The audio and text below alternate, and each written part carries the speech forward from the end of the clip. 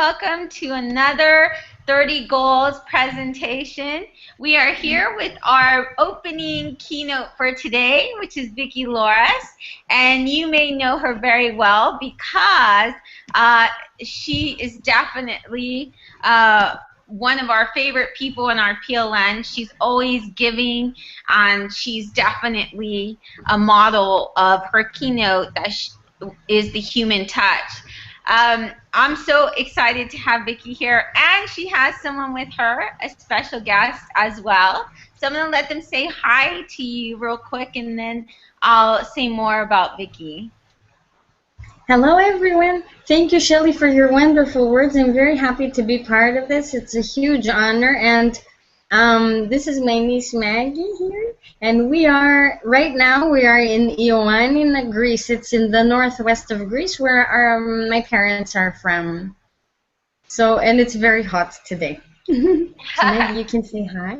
Hi. Well, thank you so much for bringing your guest by too. Vicky, if you don't know her for some reason, is an English teacher, and she was born in Toronto, Canada, but she lives in Switzerland now, and she has been teaching to students of all ages since 1997. But she is now the co-founder and owner of the Loras English Network, a school she opened with her sister Eugenia. So I'm going to go ahead and let her begin to inspire you. Thank you very much. It's great to be part of this because the 30 Goals means a lot to me as a project, and first of all because it's been inspired by Shelly, who is an educator that I appreciate very, very much, and I'm not just saying it. She's absolutely amazing. She has inspired literally thousands of teachers all over the world, including myself. During bad times, during good times, she's always there for us, and I'm very happy to be part of this. My keynote is called The Human Touch because it's exactly that. It's exactly what Shelly's doing.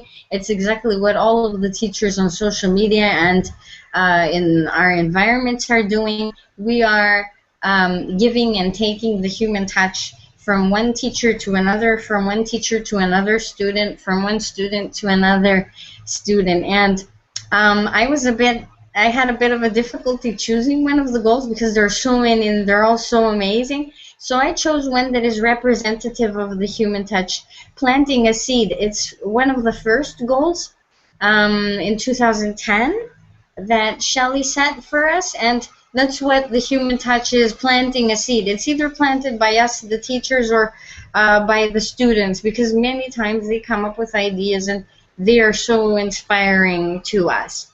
So we can move to the next slide. This is a picture I love very much. It's by Denise Krebs. She's an educator in the US, and it's exactly this. Her students have done some hand painting here, and I thought it was the best introduction to my keynote. Then we can go to the next one. I'll just tell you a little bit of a story and how this all came together.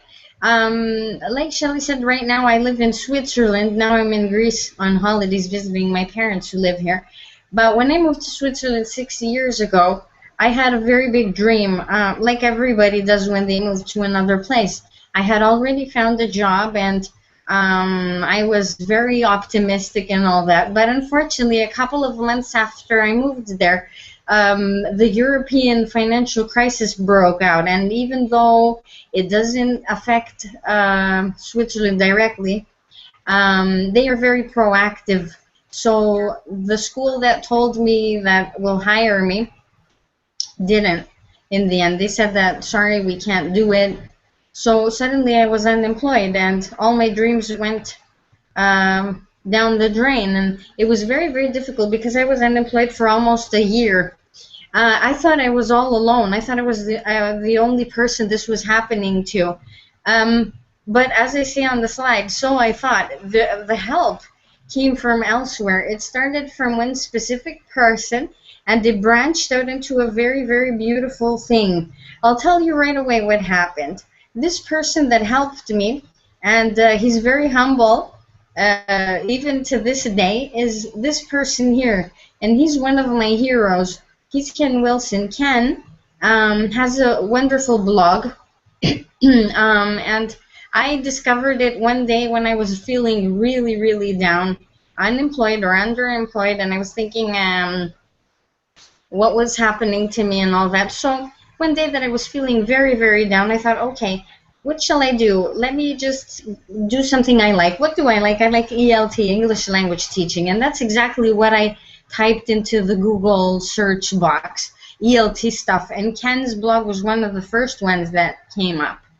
I went to visit his blog, and I saw all the people were leaving him comments, and he was answering and all that. And I left a comment a few days later on one of the posts I liked about culture that he wrote, and he actually answered me, and he emailed me then what kind of a teacher I am, what am I doing, and he was thanking me for my comment on his blog. He found it very useful for him. And I told him my story, and it was a bit tear-jerking, you know, oh, I don't have a job, and I'm in Switzerland, and I don't have anything, and what am I going to do? And he told me three pieces of advice that I keep to this day, and I never look back. He told me, Vicky, keep applying for your jobs. Go and log on to Twitter. Because Twitter was very, very popular then for educators. It still is. I still use it, but not as much as I used to.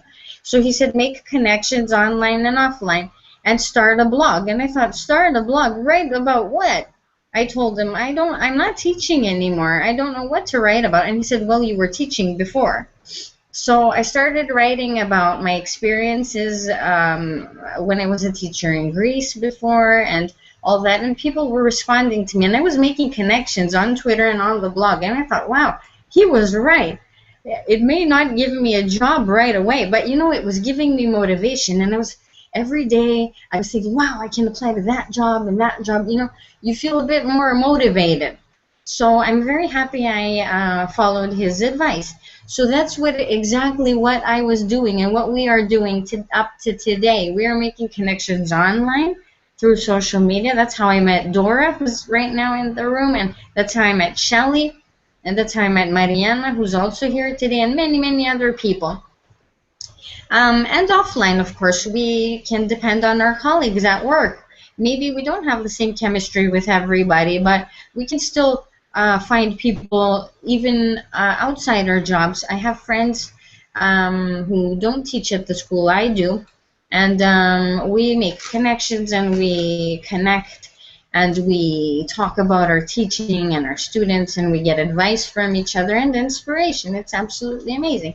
So I'm going to show you a few teachers who have inspired me and keep inspiring me. I wish I could include absolutely all of them, but I've included the most characteristic ones. And here is a picture that really represents what we're doing. It's like a tree that's branching out. It's Twitter, it's Facebook, it's Google+, it's emails, anything at all that we can do to help us connect. So I will tell you lots of stories today about teachers who are giving the human touch, who gave it to me and who give it to their students as well. If you don't mind, and I hope I don't look or sound selfish, I'd like to start from two of the schools I had and have. On the left, you can see the Loras Academy, which was the school that we had with my sisters in Greece for 10 years before we had an opportunity to leave Greece. Unfortunately, we had to close our school, but you can see those kids, and I see in the photo some that I have seen these days, and they're much older and they're doing great. Our kids didn't want to leave the school. They would just stay there, and they would take books from the library. They would talk to us about their dreams, about their aspirations. And on the right, you can see the Loras network that we have in Switzerland today. And at the top is my nephew Nicholas, and at the bottom is my niece Maggie that is here with me today, right next to me. And there she is. She's giving you a wave. And what I like about the two schools that we've founded is that our students in Greece and now in Switzerland, they don't want to leave our school. They just want to stay there and talk to us and they take books from the library. They sit there on the floor and keep reading them. It doesn't finish when they finish their lesson, and we are very happy about that. Maybe we can go to the next slide now, because we love that the learning environments that we build and others that we see from other teachers are a safe haven for them. The students learn in a pleasant environment. They love being there, and it doesn't finish, like I said before, when excuse my cough, it's my allergy. It doesn't finish when they finish their lesson. They stay longer and they learn even more, either from the books or from us or from other other students that are there. They feel comfortable to share with us because sometimes they want to share their dreams or their troubles that they have at home, and they can forge friendships of trust not only with us but also with other students. Especially in our school in Greece that we had much longer, we saw that students would have friendships that keep up until today. Here is one of the stories. We'll start with the first one. This is a very dear friend of mine. His name is Dincer Demir, and he's an English language teacher in Istanbul, in Turkey. He's also my Turkish teacher. He teaches me Turkish. And I've chosen Dincer because he's a very, very representative teacher, of a teacher with a lot of kids in his class. Right here, this is his older class. He had 55 kids in that classroom. The most I've had was 36, and I asked him, how can you manage? What do you do with 55? How do you make sure that all of them learn? And one day he posted this photo on Facebook. It's Dincer playing the guitar. He's absolutely amazing for his kids. And look at the kids responding to him. It doesn't matter if they're 10, if they're 5, if they're 55 or 100. Look at how they are responding to him. And it's absolutely amazing. He reaches 55 people at a time, and they respond to him. That's why I chose this photograph, and it's absolutely amazing. Of course, it's difficult, but it's what I'm describing in this slide here. We have multi-student, multi-level classes. I don't like calling them mixed ability. It's multi-level. There are a lot of levels, and there are a lot of kids. Multi-human classes is even better to call them. Each one of those kids is touched by us and others, other students in their class. We can do lots and lots of things, and these are some of Dincer's ideas. We can divide them into groups, and they can do different things together, different activities. There are lots of characteristics to build on. Each of these little kids are carrying their own character and their own abilities into the classroom, and we can depend on them to give us these gifts that they carry into the classroom, and we can use them. No problem, Shelly. No problem at all. It's perfect how you're moving the slides. Even when we think they're not learning, because 55 you can't make sure, they are learning, even when we feel that they're not. And another thing they can do is they can play teacher in turns, and this can help for a smooth learning environment, either in their little groups or the whole class. And kids love taking this responsibility. Now we can move on to the next story. We saw a multi-human class there that Dincer touches. Here is this lovely, lovely lady, Theodora, who is also in this room today. You could see some photos of her with her kids before. There they are again. What I love about Theodora and what I loved about her when I first got to know her online was that she didn't treat her kids as just kids that we teach to the present simple and the present perfect to, and they just left her classroom. She called them my kids. I do that too, and I thought, wow, she's just amazing. And I asked her to share some photographs, and she was also very generous. And thank you, Theodora, for this, and thank you for everything that you do for your kids. We can move on to the next slide, which is a description of what Theodora does. We are lucky parents of these kids, scores of kids. We have lots and lots of kids every year, and they're kids from troubled backgrounds that have different problems. They have learning difficulties or even health problems. Excuse me. I remember I used to teach a child that had cancer, and we are their parents, even if it's for 1 hour or 2 hours a week or 5 hours. It's absolutely amazing what's happening between us and among us. Sometimes we can even pull out their teeth. It's happened to me many times that we have wobbly teeth in the class.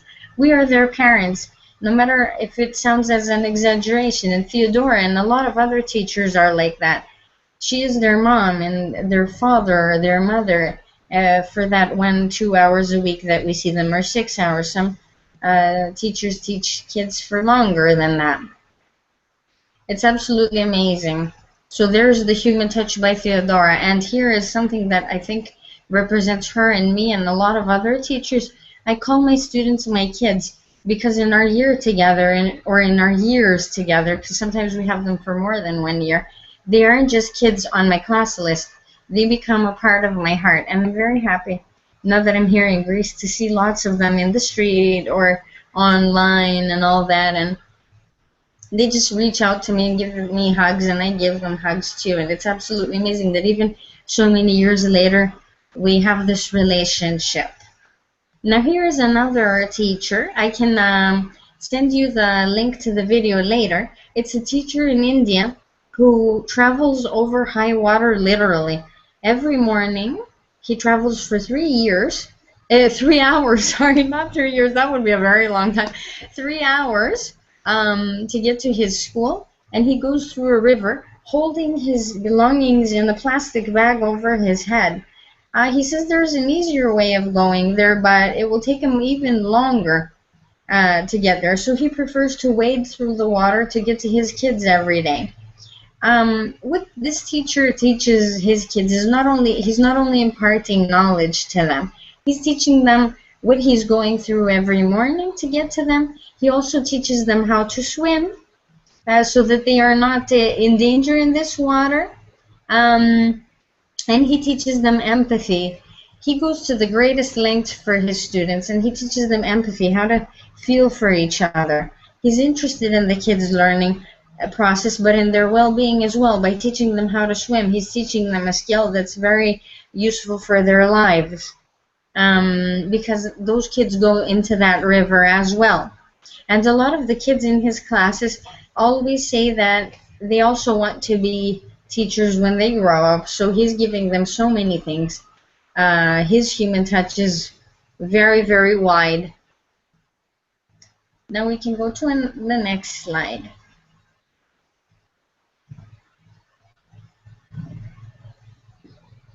Let's see what other story we have there. Here I have two teachers, amazing ones. I've met one in person, Aphrodite Gyris in Larissa in Greece. It's in the center of Greece. Excuse me.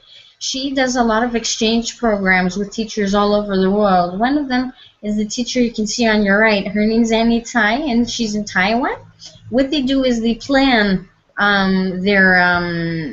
their teaching. They say, for example, now we will do about sports, and Aphrodite and Annie do projects about sports with their kids, and they send it to each other by post. And sometimes they do, if you allow me to say, they don't even have support from their administration because there's no money, either due to the crisis.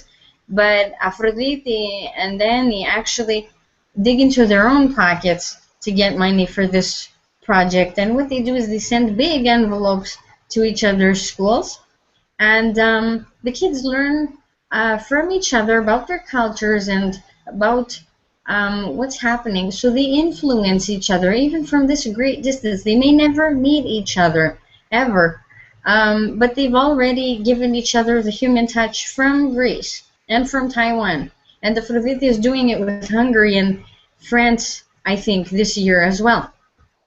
Here's another favorite of mine. I've never met her. I hope I do someday. Her name's Erin Gruel. Here, of course, you can see Hilary Swank, the actress who acted her in the film The Freedom Riders. Erin Gruel was teaching in inner city schools in Long Beach, California, where kids were in gangs, and nobody believed in them until she did. And she helped them, a lot of them, survive from these gangs. Unfortunately, she can't help everybody. That's the bad thing, that we cannot help each and every person. But even if we can touch 1 or 5 or 10, That's very important. So Aaron helped these kids write journals, and they wrote about their lives, and they got a person who believed in them for the first time maybe in their whole lives. And she also bought them. She worked 3 jobs to buy them the literature books that the school would not give these kids because they didn't trust them. They said they're just gonna mess them up and trash them, and we don't trust these kids with books. And she did. And the kids not only read the books, but they did projects on them and they learned a lot. So if you have the opportunity, please watch this film, The Freedom Writers. It's absolutely amazing. And I will close with a slide from my favorite Ken Robinson. I'm sure a lot of you like him. He says that education happens in classrooms and schools. I will add it can happen everywhere. And the people who do it, this is the important part, are the teachers and the students. It's not the technology. It's not the 55 or the 10 kids. It's not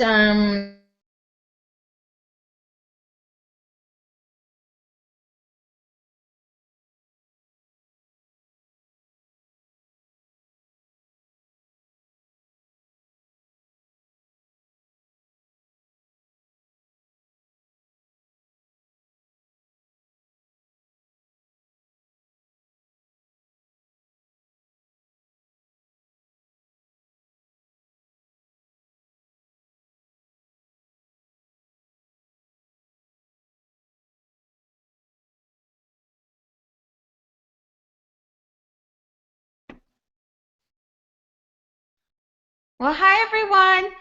We're gonna wait for see if Vicky can come back in um, with her and finish her amazing uh, keynote on the human touch.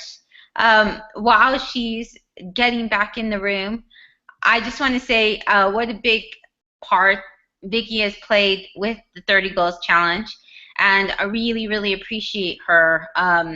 She's just so amazing. I don't know how she does it to extend her heart to so many people, but she's really, really incredible, and I'm just really glad that she was a part of this, and I'm so glad that even with a few technical difficulties, we were able to get her heart in this as well. So we'll wait a little bit, but Vicky is definitely a really incredible person who gives so much to everybody else. And I know with the 30 Goals Challenge, she was the support for many, many, many teachers. And even when I couldn't go and comment on everyone's blog, or she was always their champion. So in a way, she represents so many goals of the 30 goals. So it's a big honor to have her here.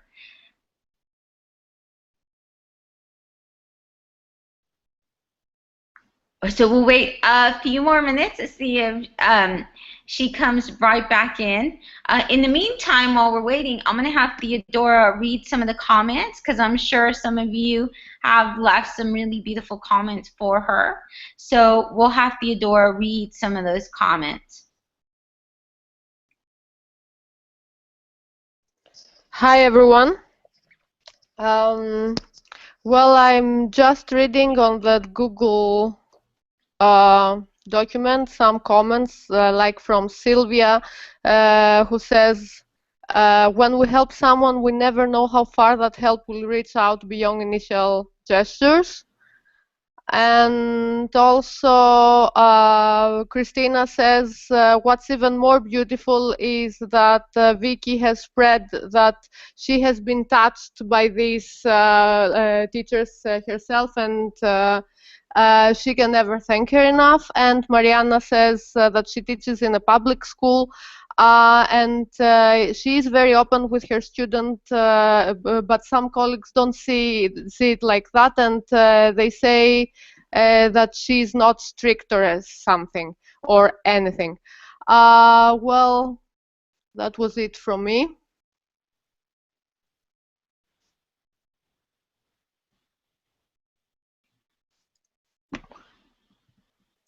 Well, then what we'll do is we'll go ahead and we'll end it there, and then we can always come back and have her re-record if she feels like saying some more. But I think she definitely gave a heartfelt message, and it was really fantastic to see her niece with her.